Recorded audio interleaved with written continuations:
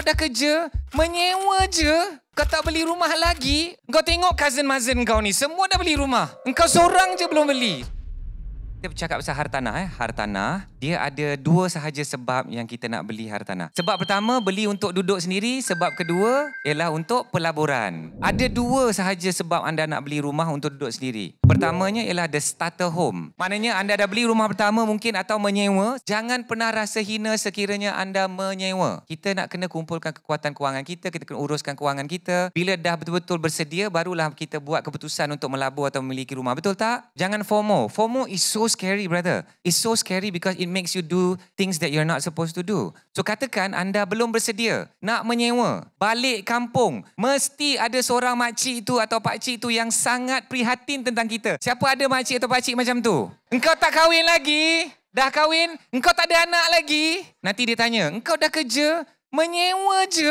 Kau tak beli rumah lagi? Kau tengok cousin-cousin kau ni, semua dah beli rumah. Engkau seorang je belum beli. So kita dah rasa hina. So guys, do stick to your own plan. Follow the right path of kewangan. And then katakan you are ready untuk beli upgrade home that is going to be your dream home. Beli sebab pelaburan. Hanya ada dua cara buat duit dengan pelaburan hartanah. Ada dua. Cash flow strategy, menyewa. Dan cara kedua ialah capital appreciation strategy. Kita beli untuk kita flip. Cash flow strategy pula ada juga dua cara. Short term dengan long term rental. So pernah tak dengar yang orang sewa sehari, 2 hari, macam Airbnb, homestay? That is a big business, brothers and sisters. Ada strategi dia. That could be short term atau long term. So long term ni macam setahun atau 3 tahun menyewa dekat student, menyewa dekat pekerja-pekerja. Now, I want to talk about capital appreciation. Inilah sebenarnya manis yang paling nikmat lah dalam pelaburan hartanah. Apa yang berlaku guys? Ramai orang beli hartanah and then dia berharap 1,